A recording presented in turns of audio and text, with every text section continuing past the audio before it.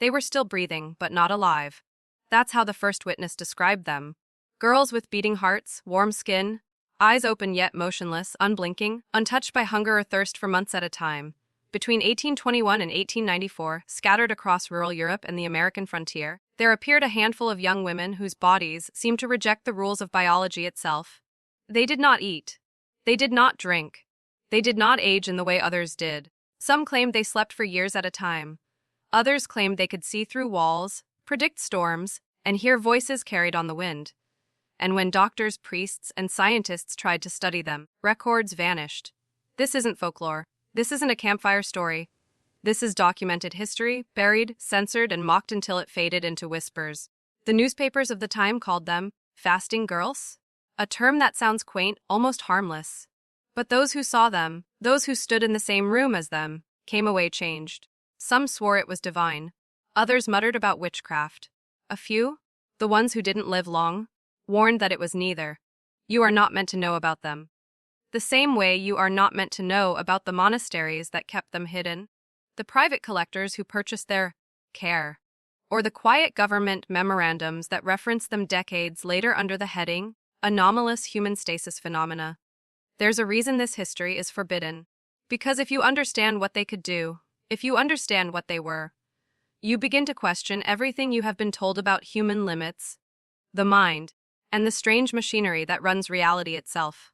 Tonight, you will hear the story as it was never meant to be told.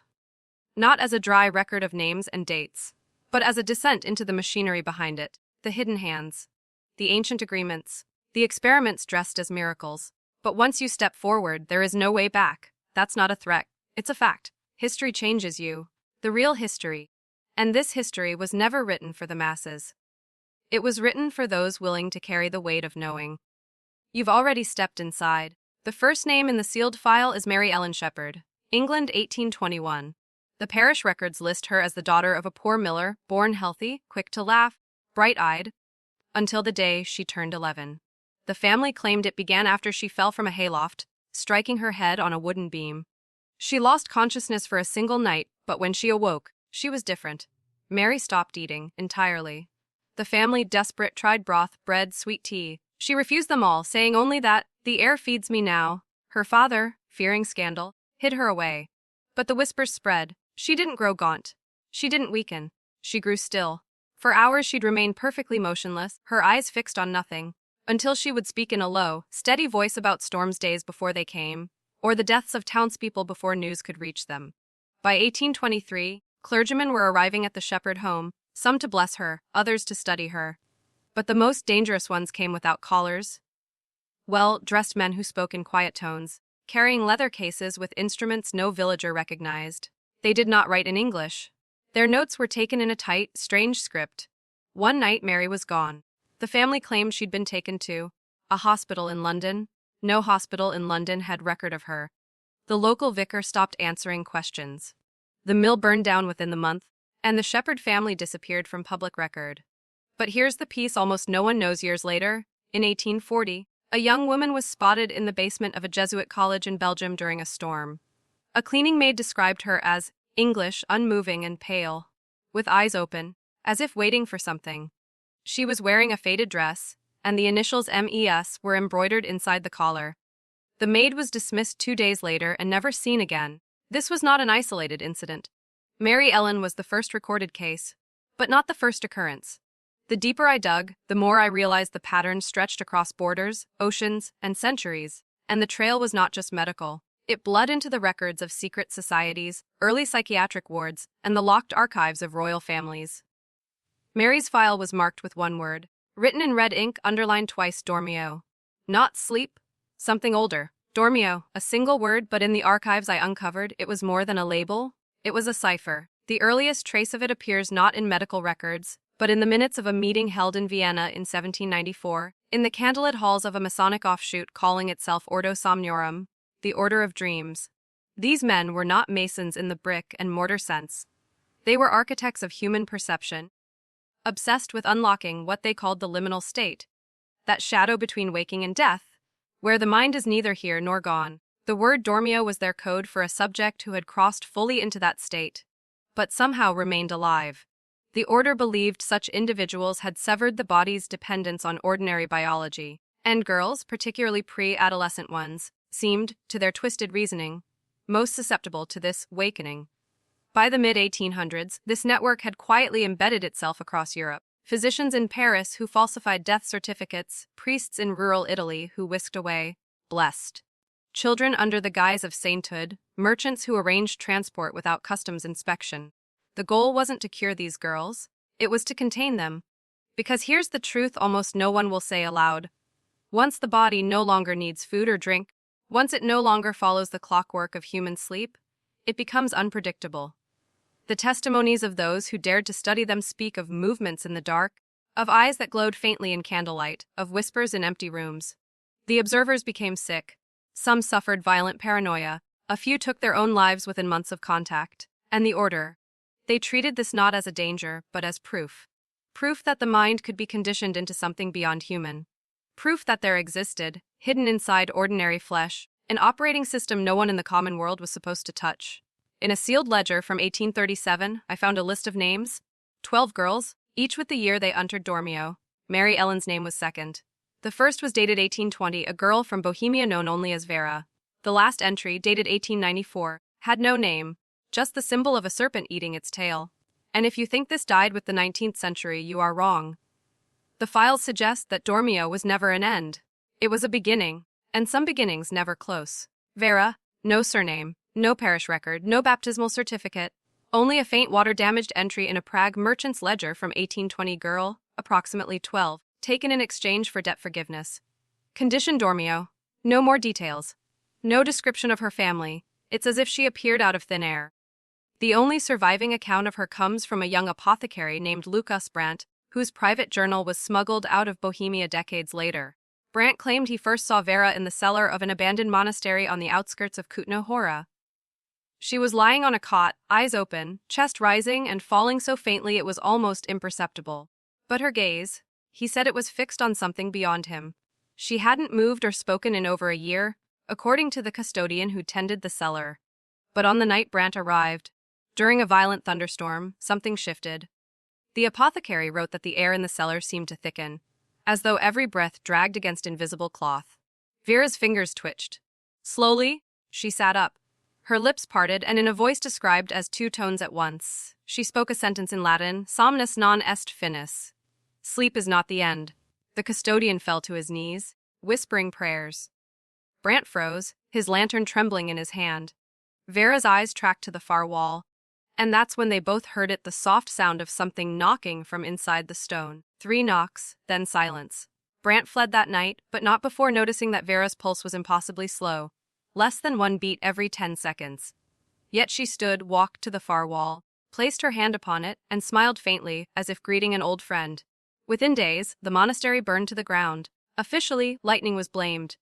Unofficially, the few who knew about the girl believed she was taken. Brandt received a letter a month later, no return address, containing only a scrap of parchment with the word Dormio and a wax seal in the shape of a coiled serpent. Vera's name disappears from history after that night. But the journal hints at something that chills me more than the event itself. Brandt believed Vera wasn't the first to awaken. She was the first to answer. And whatever she answered was listening. The serpent seal was not decorative. It was a signature, one used only by an organization known in scattered, coded records as Colloquium Noctis, the Night Council. Unlike the Ordo Somniorum, which concerned itself with the theory and cultivation of Dormio, the Night Council had a different mandate: control the awakenings. They were not philosophers or scientists. They were strategists, financiers, and men of influence who understood one truth. If a human being could step outside the rules of biology, they could step outside every rule that governed nations, economies, and empires. Such a force could not be left wild. It had to be harnessed. The seal, a serpent swallowing its tail, was a warning and a promise. In alchemy, the symbol is called the Ouroboros. Publicly, it's about cycles and eternity. Privately, to the Night Council, it meant containment without end. Once you were in their circle, the cycle never broke. The subject, like the serpent, would feed upon itself, sustained indefinitely, trapped. A dossier I uncovered in the British Library's restricted holdings describes the Night Council's protocol for activation containment. It involved isolating a Dormio subject in a controlled location, introducing calculated stimuli, certain words, sequences of knocks, or flashes of light, to elicit responses, then recording those responses for study. If the subject began to act unpredictably, containment shifted to finality measures. These measures were not written plainly, but the accompanying medical sketches left no doubt. They meant termination. The most disturbing element, the council's network was not limited to Europe. By the 1850s, records show operations in Boston, New Orleans, Havana, and Calcutta. They were global before the term existed, and in every port city where they established a foothold, reports surfaced of strange illnesses, sudden disappearances of young girls, and unexplained fires consuming orphanages or convents. The serpent seal also carried another implication, one that points to the very heart of institutional manipulation. The Ouroboros was their way of saying everything returns to us. No matter how far a truth escapes, no matter how many witnesses, no matter how much time passes, the cycle closes. Vera's activation was their first documented success. Mary Ellen's case proved it could be repeated. And somewhere in the hidden history between 1821 and 1894, the council perfected the cycle. Which leads us to the event they tried hardest to erase, the girl in Wales who broke it. Her name, at least in the fragment I found, was Ceres Wynne.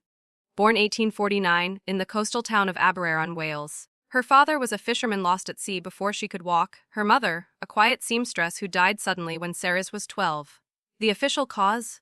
Fever. The unofficial whispers, taken. For 2 years after her mother's death, Ceres lived with an aunt who noticed strange changes.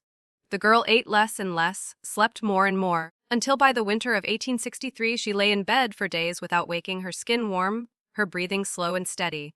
Neighbors called it a wasting sickness. But on the 42nd day, something happened that defied explanation. Ceres woke. She dressed herself in a white shift, walked barefoot into the street in the dead of night, and began speaking in a language no one in the village recognized. Witnesses described her tone as neither a whisper nor a shout, but something that seemed to bypass the ear and settle directly in the mind. Dogs howled. Lamps shattered without being touched. The night council arrived within 48 hours. They had informants even in fishing towns. A black carriage pulled by 2 horses stood outside her aunt's home. 2 men in long coats entered. They did not leave with Ceres, at least, not visibly. But within days, the town was hit with what newspapers called the silent plague. No fever, no rash, just sudden stillness. Dozens of people stopped speaking, eating, moving, as if the Dormio state had infected them. This was the breach. Dormio had never spread before. It had always been contained to a single subject. But Ceres, somehow, had extended it. For the Night Council, this was a nightmare. A contained anomaly could be studied, owned. A contagious one threatened the cycle itself. The file ends abruptly, except for a final handwritten note in the margin. Subject's cycle fractured. Immediate obliteration. Witness removal initiated. No record exists of how they tried to obliterate Ceres. But oral histories from Aberaeron tell of a great fire that consumed the docks, the fish market, and several homes, including her aunt's. In these stories, people say they saw Ceres walking into the sea as the flames rose behind her. She did not sink. She did not swim. She kept walking until the waves swallowed her whole. The Night Council marked the case unsuccessful. But in their own language they left another word beside it, apertus. It means open. Apertus? To the uninitiated it's just open. But to the Night Council it was a catastrophic signal, the breach of a containment cycle. Dormio was meant to be the closed loop, the eternal Ouroboros. Apertus meant the serpent had been cut open, and whatever was inside was spilling into the world. My search for the term led me into an even more obscure layer of forbidden history. A rival group known only as Locus Veritas, the Green Place. Unlike the Night Council, their origins weren't aristocratic or mercantile. They emerged from an older tradition, itinerant healers, midwives, and mystics who saw the Dormio state not as a curse or a weapon, but as a passage. They claimed that the body in stasis was a bridge between the waking world and the hidden architecture beneath it. For centuries, the Green Place operated in shadows, never confronting the council directly. But the Ceres Wynne incident changed everything. In an encoded letter dated March 1864, preserved in the Vatican's suppressed correspondences, a Green Place operative writes, "The sea has taken her, but the opening remains. The cycle is broken. If the serpent is not mended, the door will not close. We must act before the council seals it with fire." That phrase, "seal it with fire," appears in multiple accounts of council activity. It was their final solution, their erasure tool. Burn everything, leave no trace. Entire towns, if necessary. But the Green Place had a different approach. They began moving faster, reaching Dormio subjects before the council could contain them. Their methods were strange. Surrounding the subject with specific plants, speaking chants that combined 3 ancient languages, bathing them in moonlight and salt water. It wasn't about stopping the state. It was about guiding it, letting the subject complete the passage. To the council, this was reckless heresy. To the Green Place, it was salvation. The two factions clashed in ways the public could never understand. Shipwrecks that were not accidents, cholera outbreaks that were not diseases, fires that burned only specific buildings. And every time, the prize was the same: a girl on the edge of human limits. Ceres's apparatus had not only exposed the cracks, it had created a war zone. And in that war zone, both sides were willing to erase entire pieces of history to win. Which is why what happened in Boston in 1871 almost no one alive has even heard of. Boston 1871. On the surface, it was just another bustling port city, swollen with post-Civil War commerce. But beneath the clatter of carriages and the hiss of steamships, the city was a web of hidden corridors, Masonic lodges, private gentlemen's clubs, underground meeting halls. All of them, in one way or another, connected to the Night Council's expanding reach in America. The girl's name was Margaret Flynn, 14 years old, Irish immigrant. Her father worked the docks, her mother cleaned rooms at a boarding house on Milk Street. On the night of September 17th, Margaret was seen walking barefoot along the Boston Harbor seawall during a thunderstorm, dressed only in a thin shift, her hair streaming down her back. Witnesses say she was humming, low, constant, melodic, and that gulls were circling unnaturally close, silent, as if listening. The next morning, the Flynn family home was found locked from the inside. Margaret's parents sat at the kitchen table, their eyes open, unmoving, not dead, not sleeping, but in stasis. A neighbor boy who entered the house later described it as too quiet, like the air was holding its breath. Margaret was nowhere to be found. The newspapers ran it as a sensational mystery for exactly 2 days before coverage stopped entirely. The reason became clear when I found a private shipping manifest. A steamship called the Artemis departed Boston Harbor on September 19th, bound for Liverpool. Among the passengers was a Miss Flynn, listed as traveling with 2 male guardians. No one matching those men's names or descriptions ever appeared in immigration records. But here's the fracture in their control. On September 21st, before the Artemis even reached open ocean, 2 dock workers swore they saw Margaret again, standing on the roof of the Boston Custom House, barefoot, staring out over the harbor. This was impossible. The ship she was supposedly on was hundreds of miles away. And yet the men described her shift in perfect detail, damp, sea-stained, clinging to her thin frame. One claimed her lips were moving, whispering a word he didn't understand. The other swore she looked directly at them and smiled. The council's Boston chapter sealed every witness account. The Green Place claimed responsibility in an intercepted message, calling Margaret the second opening. If that's true, it means Ceres was not an accident. It means apparatus was a pattern, one the council couldn't close. And patterns spread. New Orleans 1872. If Boston was the breach, New Orleans was the council's counterstrike. By then, the city was a melting pot of languages, faiths, and hidden traditions. French Catholicism, Haitian Vodou, Creole mysticism, all coexisted in a charged, volatile current. It was here that Margaret Flynn's trail resurfaced, in the most unlikely place, a riverside apothecary run by a Vodou priestess known only as Maman Rosette. Local oral history says Margaret appeared at Rosette's door, just after midnight during Mardi Gras season, still wearing her salt-stained shift, carrying nothing but a small coil of rope in her hand. Rosette took her in, fed her broth, and listened. What she heard shook her. Margaret spoke not like a child, but like someone who had lived centuries, describing stone corridors under oceans, voices without mouths, and a light that hums like bees in the skull. For weeks, Rosette kept her hidden, introducing her only to a small circle of trusted initiates. But the Green Place was already watching, and the Night Council was close behind. A coded telegram sent from Boston to Havana reads, "Second opening located. Containment compromised. Initiating procedure ashfall." Procedure ashfall was the council's most extreme protocol. Total urban erasure under the guise of disaster. In New Orleans, that meant fire.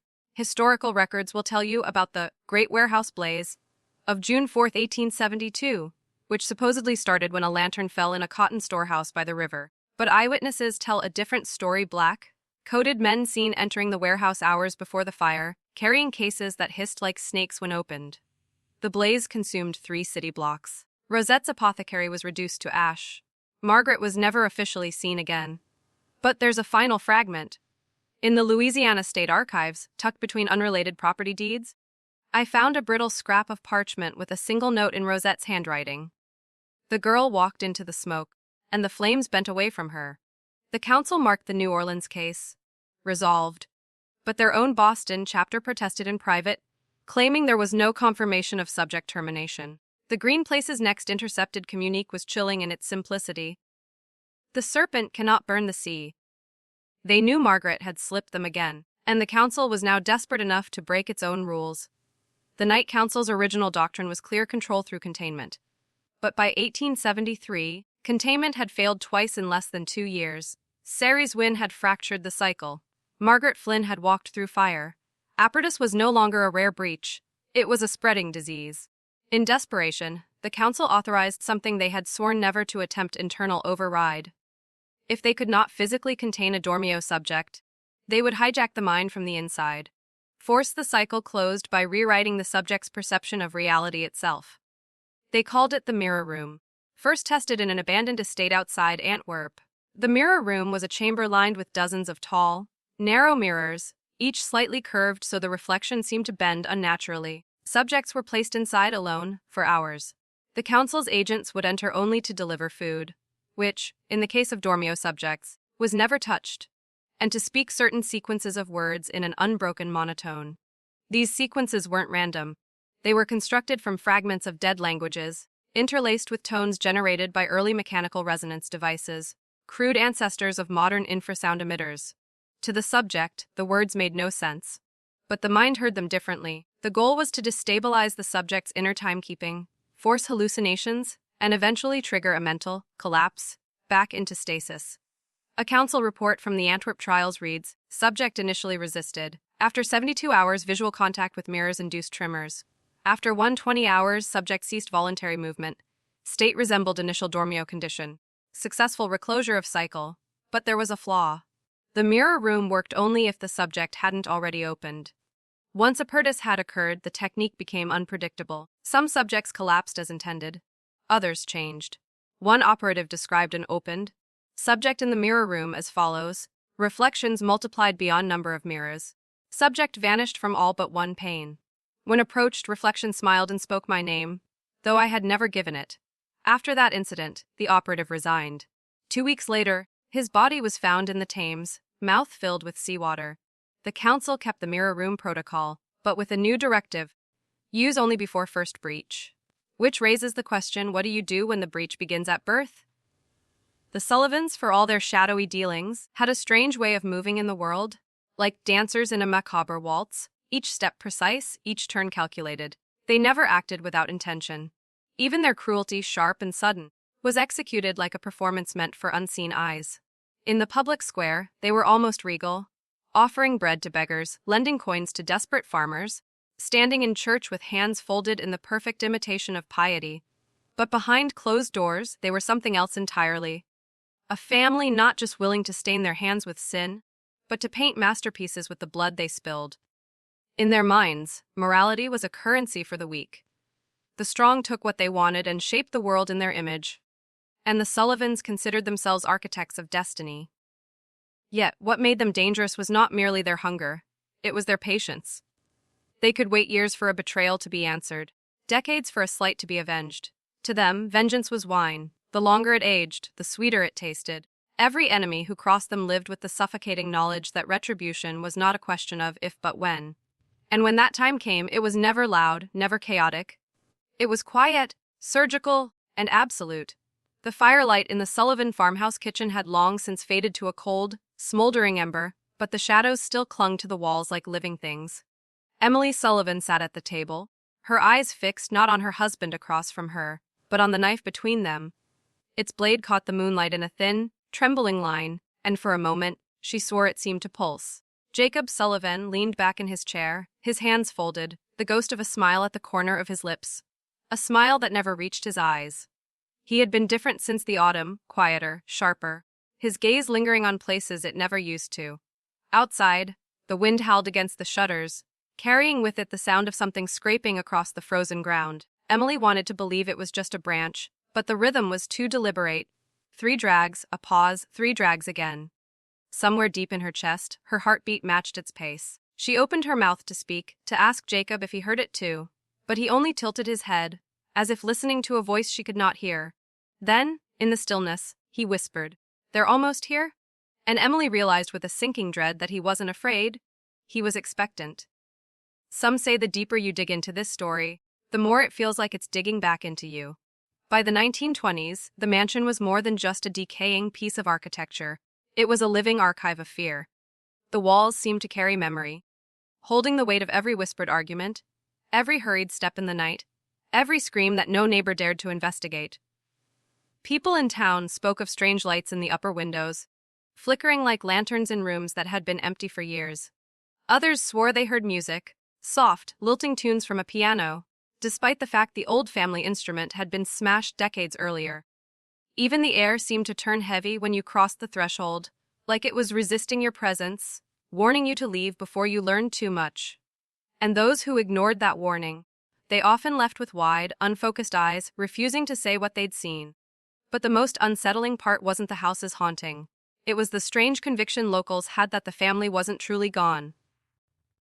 That somewhere, in the winding cellars beneath the home, blood still beat in hearts that should have stopped long ago. And if you stayed long enough, you might hear them moving. Slowly? Patiently. Like they were waiting for you. The investigation's tide shifted in 1898, when whispers turned into official scrutiny. By then, the once invincible Peterson reputation had begun to rot in the eyes of Fairview. Church attendance dropped. Invitations to social functions dried up. Children were warned to steer clear of the Peterson estate. The family's towering iron gates, once a symbol of security, were now seen as a warning sign, keeping something in rather than keeping danger out. And yet, when the sheriff finally arrived with a warrant, it wasn't for murder or madness. It was for unpaid debts. Decades of ostentatious wealth had been a facade, propped up by credit and intimidation. Behind the thick oak doors, the grandeur was crumbling. Rooms were stripped bare, furniture pawned, silverware sold off to distant collectors. What little remained was coated in a fine layer of dust and something else. An unshakable sense of dread, as if the walls themselves remembered every whispered deal and every muffled scream. But as the media frenzy intensified, the narrative began to shift. Subtly at first, then with devastating force. New headlines hinted at contradictions in witness accounts, whispers of fabricated evidence, and the unsettling possibility that the wrong people had been accused all along. The prosecutors, once hailed as heroes, now faced uncomfortable questions about overlooked leads and suppressed testimonies. In hushed tones, insiders admitted that key evidence had mysteriously vanished from the chain of custody. The victims' families, already hollowed out by grief, found themselves trapped in a new nightmare, one where their trust in the system wavered. Some clung desperately to the original version of events, refusing to entertain the thought that justice had been compromised. Others, embittered by the inconsistencies, began to suspect they were pawns in a larger game. Behind closed doors, defense attorneys combed through the case files like archaeologists unearthing a forgotten ruin, finding tiny but telling cracks in the foundation. Each discovery hinted at a deeper truth. The investigation might have been tainted from the start. The public, once unified in outrage, fractured into factions. Those who still believed in the guilt of the accused, and those convinced that the real perpetrator remained free, watching, perhaps even smiling, as chaos spread. It was no longer just a trial in the courtroom. It was a trial of truth itself, where every fact was contested, every motive shadowed, and every voice doubted. And in that atmosphere of suspicion, the line between justice and vengeance blurred, until no one could tell which side they were really on. The night had settled into a suffocating silence, the kind that makes you hear your own heartbeat like a drum in your skull. Every lamp along the street seemed to flicker, casting erratic shadows that danced on the old clapboard siding of the Hartwell house. Detective Briggs stood on the rotting porch, his breath fogging in the cold air, the boards beneath his boots groaning like a living thing. Behind him, his partner hesitated, clearly unwilling to step inside. But Briggs had no such hesitation. Not because he was fearless, but because something about the Hartwell family's secrets had already taken root in his mind. He pushed the warped door open, and the smell hit him first. A damp, sweet rot, as though the walls themselves had been rotting from the inside out. The beam from his flashlight swept across the entryway, catching on the torn wallpaper. Symbols had been carved into the plaster beneath, circles, intersecting lines, and something resembling an eye, always staring. Some were fresh, still sharp in the wall. Others had been scratched decades earlier, their edges crumbling. It was the same symbol the coroner had found burned into the ribcage of one of the bodies pulled from the Hartwell cellar. A cold prickle ran down Briggs's spine. He called out, but the sound didn't echo. His voice seemed to vanish before it reached the far wall. That's when he noticed it. The floorboards beneath his boots weren't just creaking. They were pulsing, as though something beneath the wood was breathing. He took one step forward and the boards buckled ever so slightly, revealing a sliver of darkness between them. He crouched down, pressing his ear to the floor. There was no mistaking it, a faint, rhythmic thump, like a heartbeat, deep below the house. His flashlight swept over the stairwell, where the shadows seemed thicker than they should be, and he felt something brush past his leg. When he looked down, nothing was there. But the floorboards had stopped moving. The silence that followed wasn't peaceful. It was the kind that watches you. Briggs straightened, gripped his flashlight tighter, and started toward the stairs, each step feeling heavier than the last. Somewhere deep below, in that sealed-off basement the townsfolk whispered about, he could almost hear a voice, low, muffled, and desperate, calling his name. They say monsters are born in the shadows, but what if the shadows themselves were born from the monster? In the case of Maria Lachance, the roles blurred until no one could tell which came first. After the fire, after the bodies, after the haunting diary entries carved into the walls of the cellar, Maria didn't disappear. She multiplied. Witnesses across the county began reporting sightings. A woman in scorched clothing walking the fields at night, her hair wet as though she'd just come up from drowning. Farmers swore they saw her standing in the center of their pastures at midnight, staring directly at their homes, unmoving. Others claimed she knocked on their doors, asking for a glass of water, only for the glass to shatter in their hands the moment they touched it. And yet, the most disturbing account came from a group of surveyors. They were sent to assess abandoned farmland for redevelopment. One man, an experienced war veteran, told investigators that in the middle of the inspection, they heard breathing behind them. Slow, ragged, wet. They turned, but the sound seemed to move, circling them like a predator. Then they saw her. Or saw something. Maria's figure, but the proportions were wrong. Her arms too long, her face slightly blurred, her jaw slack in a way no living body could maintain. She stepped closer without bending her knees, gliding forward, her charred dress dragging in the dirt. The team fled, but not before the last man looked back and saw what would haunt him forever. Maria crouched at the edge of the woods, smiling with every tooth showing. In his statement, he wrote one final line. She knew my name, and I had never spoken it aloud. By this point, even the police refused to enter the old Lachance property at night. Rumors grew of a place where the air thickened, where animals refused to cross, where even GPS systems spun into loops as if the earth itself was folding in on that cursed ground. And in the middle of it all, Maria waited, not for justice, not for peace, but for company. If the story ended here, it might still be survivable for those who stayed away. But survivors whispered a final, chilling detail. Maria's reach had grown. She no longer needed the land. She could follow you home. And once she did, she would never leave. They found the priest's journal in a false wall behind the altar. Its pages swollen with damp, the ink running in places like tears. The handwriting began neat, composed, the script of a man trained to counsel souls. But as the entries progressed, the lines slanted, letters broke apart, and words sprawled across the margins like something clawing for escape. He wrote of voices that weren't his own, words spilling from his mouth in languages he swore he'd never learned, of parishioners who left confessions shaking, unable to look him in the eye. The most disturbing entry was dated just 3 days before the fire that destroyed the church. It no longer waits for me to speak. It speaks through my silence. Even now, as I write, I hear it whispering in your ear. That last line felt wrong, as if it wasn't meant for the congregation, or even for himself, but for whoever, years later, would be holding this journal. And there you are, the reader, in the present day, standing in that same cold stone room where the journal was found. You glance over your shoulder without meaning to, because the words don't feel like history. They feel like instruction. The air seems thicker here, heavier, pressing against your skin. Somewhere beyond the crumbling walls, you hear the faint echo of footsteps, but they aren't moving toward you. They're circling. The old church has been abandoned for decades, yet it feels like something still resides here. Something patient, something that believes you were meant to arrive. The flames may have gutted the building, but whatever whispered in the priest's ear didn't burn. It waited, it waits still. If you keep reading, you begin to understand why the journal was hidden and why no one from the village will step inside these walls after sundown. The priest wasn't warning his congregation. He was warning you. And as you trace your finger down the last warped page, you realize there's a single word written in fresh ink. A word that wasn't there when the restoration team cataloged the book. Your name. The woman's smile faded, replaced by a look of solemn urgency. "He is closer than you think?"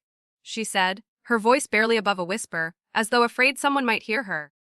Her gaze flickered toward the shadows in the corner of the room, and for a brief moment, it looked as though something shifted there. Something tall and thin, its outline too jagged to be human. My pulse hammered in my ears, the air thickening until it was almost impossible to breathe. She leaned forward, her cold fingers gripping my wrist with surprising strength. "If you hear the knocking," she continued, "do not answer, not with your voice, not with your eyes, not with your thoughts." The instructions were absurd, yet something in her trembling expression made them feel like the most important words I'd ever hear. I tried to ask what she meant, but her grip loosened, her eyes glazing over as though she'd been pulled away into some private terror. The shadows in the corner stretched unnaturally, crawling up the walls like ink spilled across paper. A faint, rhythmic sound echoed from somewhere far away. 3 slow knocks, then silence, then 3 more. The temperature dropped so sharply I could see my breath curling in front of me. When I looked back at the old woman, she was no longer sitting in the chair. The empty seat rocked gently, as though she'd risen just seconds before. My throat tightened as I scanned the dim corners of the room, but the only movement was in those shifting shadows, now sliding along the floor toward me. The knocks came again, louder this time, as if whatever was making them was no longer far away. My instinct screamed to run, but my legs felt heavy, as though the air itself was holding me in place. The sound stopped, and the silence that followed was somehow worse. Then, in the quiet, I heard something new, a slow, deliberate breath just inches behind me. They thought the nightmare was over, that the last remnants of the McAllister curse had been buried beneath the cold soil of history. But curses have a way of clinging to the blood, whispering to the marrow. Generations later, a child is born with the same ice, gray eyes as the first patriarch, eyes that seem to stare through time itself. Locals speak of strange incidents, livestock mutilated with surgical precision, old graves disturbed under the light of the full moon, and an eerie hum that carries through the wind on winter nights. The family name, long since abandoned, is whispered again with dread in back alley conversations. Some say the child hums the same tune that once echoed in the cellar where the first crimes began. And as dusk falls over the valley, the old McAllister house, boarded up for over a century, flickers with light from within. The curse is not gone. It has only been weighed in.